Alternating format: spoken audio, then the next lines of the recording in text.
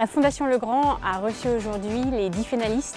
Ces 10 associations ont été présélectionnées via les jurys régionaux.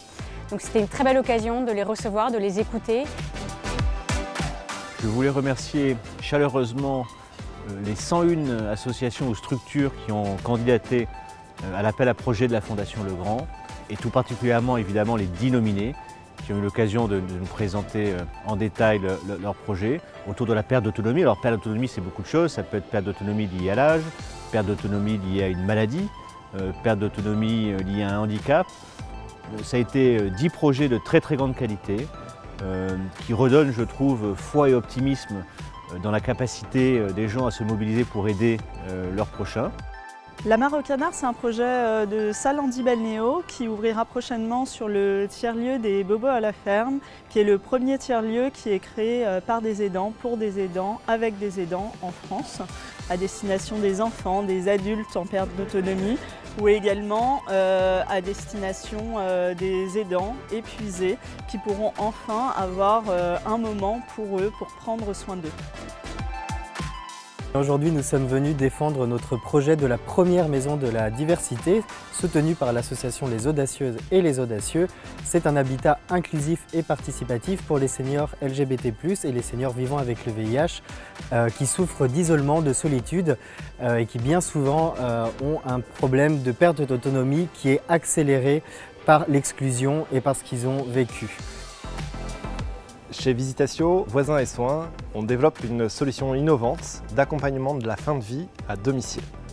Avec nos équipes constituées de soignants et de bénévoles, on intervient au domicile des personnes en fin de vie et gravement malades pour les accompagner et les soulager, eux ainsi que leurs proches aidants.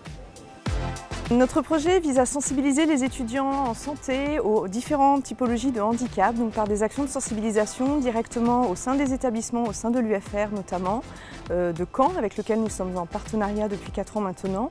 Et donc nous venons avec des personnes en situation de handicap qui viennent parler de leur vécu, de leur parcours d'accès aux soins. L'idée vraiment et l'objectif pour nous, c'est qu'ils puissent demain changer leur future pratique professionnelle pour accueillir au mieux ces publics dont la singularité est très particulière. L'association Facilitage est spécialisée dans la prévention du bien vieillir des personnes âgées. Nous organisons des visites à domicile de prévention avec des infirmières sur tout le territoire, y compris dans les territoires ruraux, plus isolés géographiquement ou auprès de personnes socialement fragilisées. L'objectif est de repérer des fragilités, de participer à la prévention et de réinscrire les personnes dans un parcours de prévention en les réassociant à des associations locales ou à des actions collectives de prévention.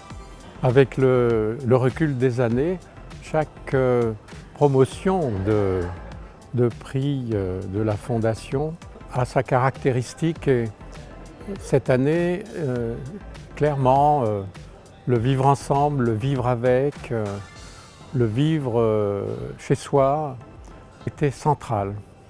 À tel point que l'ensemble des présentations convergeaient sur ces thèmes-là et qu'on s'est senti très bien aujourd'hui.